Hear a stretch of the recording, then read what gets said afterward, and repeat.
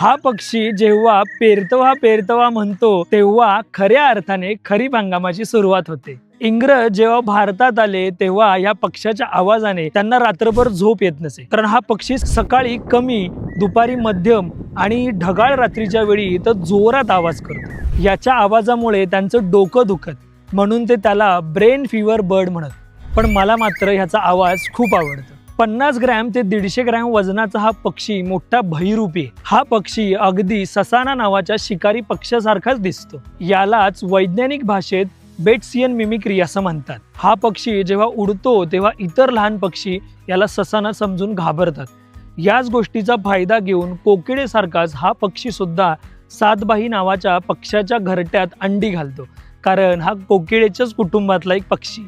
विशेष म्हणजे या पक्षाचं अंड सातभाईच्या अंड्यांसारखंच निळं असतं। या पक्षाचं पिल्लू जन्मल्यानंतर पहिल्यांदा ते घरट्यातील इतर सातभाईंच्या अंड्यांना फेकून देतं। हिंदीमध्ये या पक्षाला पपिहा यावरूनच पी कहा म्हणजे माझा प्रियकर कुठे अशी गाणी तयार झालीत। तमिळमध्ये अक्का कोयल म्हणजे कोयलची मोठी बहीण, तर इंग्रजीमध्ये कॉमन हॉक कुकू।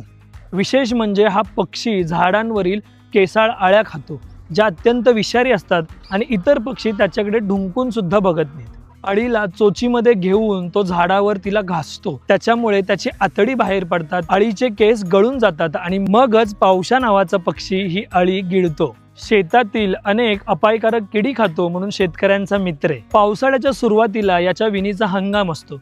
मादीला आकर्षित करण्यासाठी हा जोरात ओरडतो।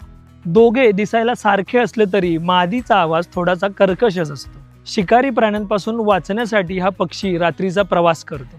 पावसाळ्यात ओरडून डोके खाणारा हा पक्षी हिवाळ्यात जेव्हा श्रीलंकेमध्ये स्थलांतर करतो तेव्हा तेथील लोकांना समजतच नाही हा पक्षी इथे आलाय, कारण तिथे तो एकदम सायलेंट असतो। हिवाळा संपून जेव्हा उन्हाळ्यात ते आपल्या स्वतःच्या मूळच्या जागी प्रजननाला येतात तेव्हा ते मोठ्याने ओरडू लागतात, पेरते व्हा पेरते व्हा म्हणून। तुमच्या गावी या पक्षाला काय म्हणतात? तुम्ही लहानपणी या पक्षाचा आवाज नक्की ऐकला असेल।